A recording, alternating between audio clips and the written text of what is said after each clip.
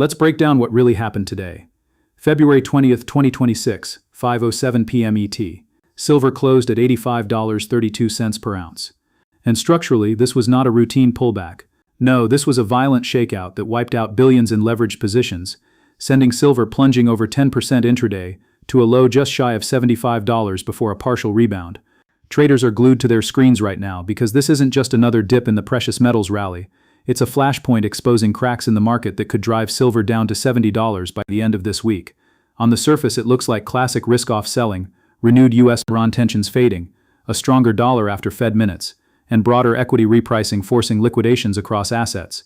Gold dropped nearly $150 in the same session, testing $4,880 before bouncing. But that's the headline noise. What most people are missing is the insider layer of massive manipulation at play here, where big banks and funds are allegedly spoofing orders and coordinating shorts to suppress prices and cover their exposed positions. By the end of this video, you'll understand exactly how this manipulation works, why it's happening now, the counter-arguments from pros who call it structural, and a clear roadmap for what could push silver to that $70 level or spark a reversal. Stick around. This is must-see intel that could save your portfolio from the next leg down. Traders are paying attention because silver's 2025 surge from $29 to over $70 by year-end has ballooned into 2026, with prices averaging around $81 so far. But this week's 10.5% collapse signals vulnerability in a market already in its sixth consecutive annual deficit. Demand from solar, electronics, and investment remains robust, yet supply constraints and volatility are amplifying moves. The Silver Institute forecasts a 67 million ounce shortfall this year, relying on depleting above-ground stocks, which makes any downside pressure feel engineered rather than organic. Obvious on the surface? Sure, margin hikes on futures positions reduced allowable leverage as prices soared from $28 in early 2024 to above $120 briefly in January 2026, forcing sales. But dig deeper, and you'll see patterns reminiscent of past scandals. 8 banks fined $1.3 billion for 2008 to 2016 manipulation, including JP Morgan's $920 million penalty, and traders serving prison time for spoofing, placing fake orders to move prices. What's missing is how current players might be repeating this, using high-frequency algorithms to flood the order book with illusory sells, panicking retail and forcing stops below key supports like $80. This isn't conspiracy. It's documented in recent regulatory settlements, like UBS's $5 million and Goldman's $20 million in 2025 for surveillance failures. The promise? You'll walk away knowing the cause-reaction chain, spotting manipulation signals, and mapping scenarios. If we break $80 again, $70 could hit by Friday, if not a rebound to $90. Let's dive in. What actually happened? Verified numbers show silver opened the week at $87.07, peaked midweek, then cratered 10.5% on Thursday to an intraday low of $74.50, before closing at $85.32 on Friday, after a 7.63% rebound. Volume spiked to record levels on COMEX, with over 150,000 contracts traded in the flush. That's triple the average. Gold mirrored, down 2.9% weekly to $5,120.96. Timeline: silver's 260% rally from 2024 lows accelerated in January 2026, breaching $100 amid tariff fears and Fed cuts. But last week's equity volatility, S&P down 4%, triggered cross-asset sales. Confirmed, CME raised silver margins by 15% last month, reducing position sizes for banks and funds. CFTC data shows net longs at multi-year highs before the drop, with managed money positions unwinding 20% in one session. Assumptions versus facts. Headlines scream crash, but this is within norms for silver's 30% plus annual volatility. Recall 2025's 130% gain included multiple 10% plus corrections. Normal. Industrial demand up 8%, YY per metals focus, with solar absorbing 200 MAs annually. Unusual. The speed of the drop, with 80% of the decline in under 2 hours, echoing spoofing patterns where bids vanish artificially. Clarify. No official probe announced yet, but past cases like JP Morgan's prove it's possible. Establish credibility. All prices from Kitco and APEMEX spot charts. Deficits from Silver Institute reports, fines from DOJ settlements. Before interpreting, note, this isn't 1980 Hunt Brothers territory. Today's market is deeper, with ETFs like SLV holding 500 MAs, but leverage is higher, making shakes more brutal. Separate headlines from data. Media ties the drop to fading geopolitics, but measurable flows show $2 billion outflows from silver ETFs in one day, per Bloomberg. Confirmed unusual. Open interest dropped 12%, indicating forced closures, not voluntary exits. Normal pullback would see gradual selling. This was a cascade. Fact-check manipulation claims. While some YouTubers cry foul without evidence, historical precedents are real. 2016 to 2025 enforcements totaled $1.27 billion for precious metals rigging. Current. No smoking gun, but patterns match. Clustered sell orders at round numbers, withdrawn post-panic. What remains assumption? Whether banks are not short as ex-bullion exec Robert Gottlieb claims, or if new positions collapsed as Navnor Bawa's timeline suggests post-2025 rally.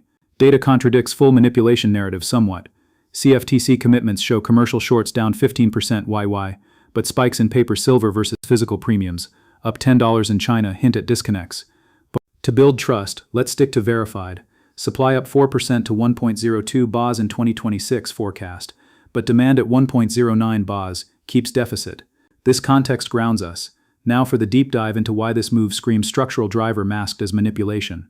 The mechanism behind this violent move is a classic leveraged unwind, amplified by what many insiders quietly call coordinated suppression, though we'll stick to observable drivers first. Start with market positioning. CFTC Commitment of Traders report for the week ending February 11th showed managed money, hedge funds, large speculators holding a net long of approximately 92,000 contracts near record territory after the 2025 to 2026 rally pushed prices from sub-$30 to triple digits. That's roughly 460 million ounces of paper exposure, dwarfing annual mine supply of about 830 MAs. When equity volatility spiked last week, VIX jumping above 28, prime brokers issued margin calls across portfolios. Silver, being one of the most leveraged commodities on COMEX, initial margin around 10 to 12% of contract value, became the first to crack. Cause, forced selling from over-leveraged longs. Reaction, cascading stop-loss triggers below $82, then $80, accelerating as algos front-ran the flow. Consequence, open interest collapsed by 18,000 contracts in 48 hours, the steepest two-day drop since the March 2020 COVID crash, while physical premiums in Asia actually rose $8.12, proving paper selling outpaced real metal movement. Now the layer most people miss, the alleged manipulation piece, that turns this from organic correction into something more sinister. High-frequency trading desks at major bullion banks have long used spoofing tactics, layering thousands of fake sell orders at key levels, say $81.50, $80, $78 to create the illusion of overwhelming supply, triggering panic selling from retail and smaller funds, then pulling those orders milliseconds later to buy back cheaper. DOJ and CFTC documents from 2018 to 2025 detail exactly this behavior. JP Morgan traders joking in chats about hitting the stops and running the gauntlet on silver. Fast forward to 2026. While no new indictments have dropped, the fingerprint is eerily similar. Level 2 order book data, visible on platforms like Bookmap or Sierra Chart, during Thursday's flush showed massive bid-offer imbalances. Sell walls appearing at round numbers, absorbing real buying pressure, then vanishing as price broke lower. Volume profile confirms clustered aggressive selling at those pivots, with very little follow-through absorption until the $74.50 low. Why this matters more than the headline risk-off narrative? Because organic selling from equities would be gradual and distributed. This was concentrated, surgical, and reversed sharply once the paper longs were flushed. Classic sign of a shakeout designed to reload shorts or cover at better levels. Evidence? Silver's basis, COMEX futures versus London spot widened to plus 45 cents backwardation briefly during the panic, then snapped back to contango, indicating physical buyers stepped in aggressively while paper was being hammered. Big players think bullion banks with massive short books from hedging client ETF flows or proprietary desks have incentive to keep prices suppressed. It protects their balance sheets, allows cheaper accumulation for industrial clients, and prevents a short squeeze that could mirror 2021's silver squeeze attempt. Flows tell the story too. SLV ETF saw $1.8 billion in outflows Thursday-Friday, equivalent to roughly 22 MAs redeemed. Yet London vaulted physical silver barely moved per LBMA reports, suggesting much of the selling was paper only, not metal leaving vaults. Combine that with record COMEX delivery notices in January, over 40 MAs standing, highest since 1980, and you see the tension. Physical demand is real and growing. Solar plus EVs projected to consume another 120 MAs cumulatively by 2028, but the futures market remains dominated by leveraged speculators and bank shorts. This structural driver paper leverage meeting physical reality explains why the move felt manipulated even if not every sell order was spoofed. It's the incentive structure itself that creates the conditions for aggressive downside engineering when the herd turns.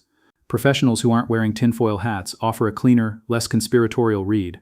This was a textbook overbought correction in an extended bull market. Silver's RSI on the weekly chart hit 82 in mid-February.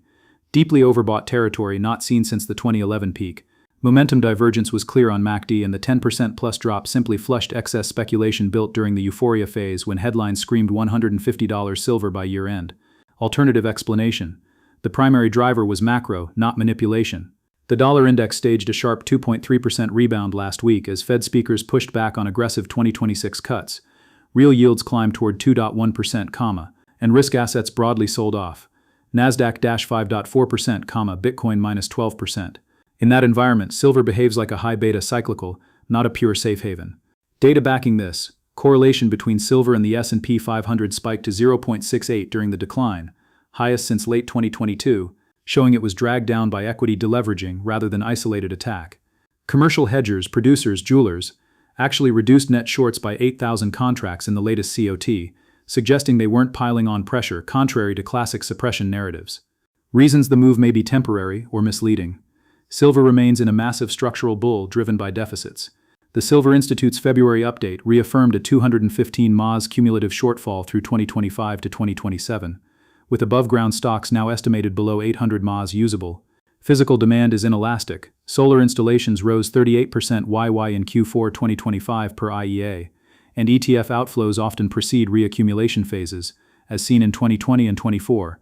Cautious analysts, think Macquarie, UBS metals desks, are watching industrial buying windows. Chinese refiners and Indian importers stepped up at sub-$78 levels last week, per trade sources, absorbing roughly 15 MAS in 72 hours. That's a floor being built. Conditions that would invalidate the manipulation continuation view. Sustained dollar strength above 108 on DXY. Real yields pushing past 2.3%, or a surprise Fed pivot to hikes would keep pressure on. If COMEX open interest rebuilds above 220,000 contracts with managed money longs staying subdued, it signals the flush was healthy and the rally is paused, not broken. Conversely, if physical premiums in Shanghai stay elevated above $15 while futures languish, that disconnect would strengthen the suppression argument. Balance requires admitting both sides have merit. The move had hallmarks of past bad behavior, but macro context and over-leverage provide a sufficient non-conspiratorial explanation. The truth likely sits in between. Structural unwind with opportunistic aggressive tactics layered on top. Key indicators to watch will determine if silver slides to $70 by week's end or rebounds. First, technical levels. $80 acts as pivotal support turned resistance after the breach. Reclaiming it on volume above 100,000 contracts could negate downside, targeting $90. Below $78, momentum sellers dominate, with $75 as interim floor and $70 50% Fibonacci retrace of the 2025 to 2026 rally. The magnet by Friday close. Data releases. Monday's ISM manufacturing, expected 48.2, could boost if above 50, aiding cyclicals like silver. Tuesday's JOLTS job openings, per JOC, 8.9M, and Wednesday's ADP payrolls, estimated plus 160K, precede Friday's non-farm, estimated plus 185K. Strong data strengthens dollar, pressuring metals. Market triggers. VIX above 25 sustains risk-off. Real yields over 2.2% cap upside. Scenario pathways. Base case 60% prob continuation lower.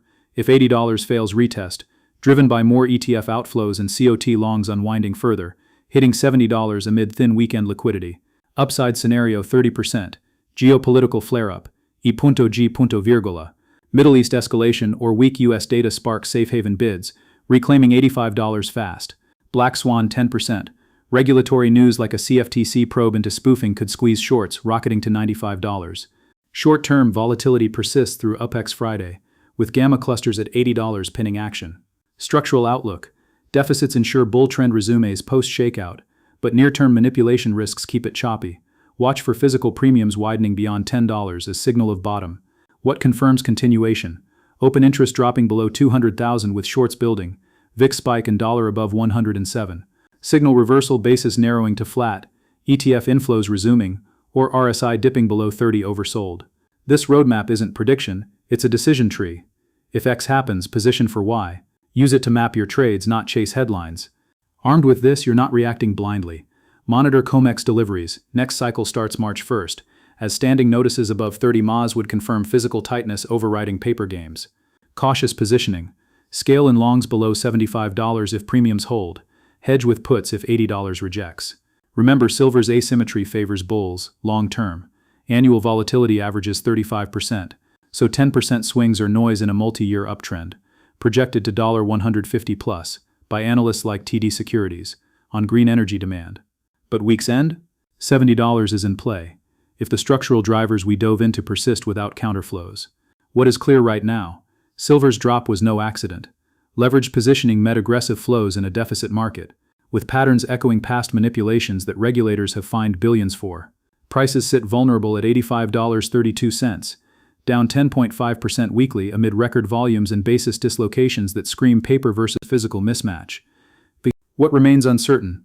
Whether this is a healthy flush resetting for new highs or the start of a deeper correction to $70, hinging on macro data and order book behavior this week.